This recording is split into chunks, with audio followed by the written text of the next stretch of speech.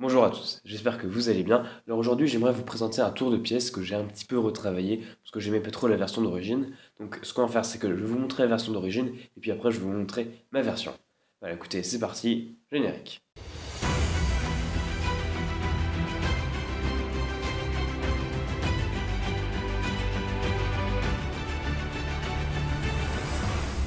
Alors on se retrouve sur le tapis comme prévu pour la petite démo.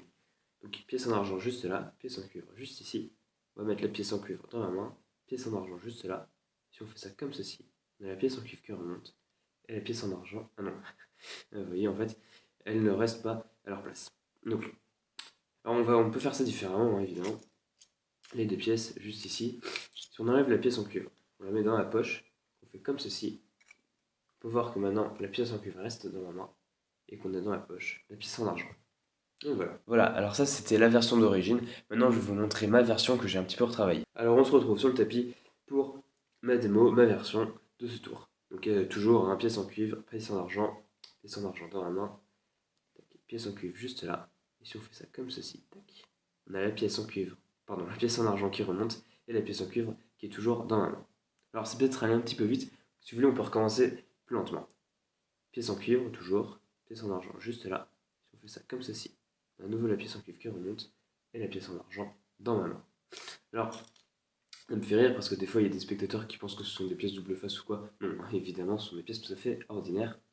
Écoutez d'ailleurs, on va faire ça encore plus simplement. Pièce en cuivre dans la main, pièce en argent dans la poche. Si on claque des doigts, on a normalement ici la pièce en argent. Ah non, non, la pièce en argent en fait elle est toujours dans ma poche. Non, alors vous savez quoi, elle pose problème. Mais après, vous savez, moi les problèmes, en général, pouf, vous voyez, hein, ils font pas long feu. Bon, après, ils ont tendance à revenir aussi de temps en temps. Bon, voilà, il y a des hauts, il y a des bas. On peut continuer comme ça longtemps, mais au final, ils sont jamais très loin. Et voilà. Voilà, alors on peut voir que ma version elle est quand même un petit peu différente de la première, la version d'origine. N'hésitez pas à me dire dans les commentaires laquelle vous préférez, si vous préférez la version d'origine ou si vous préférez ma version. Moi j'ai quand même une petite préférence pour la mienne, hein, c'est logique, sinon je l'aurais pas faite. Parce que, en fait, je trouve que dans la première version, il y a quelque chose de pas logique.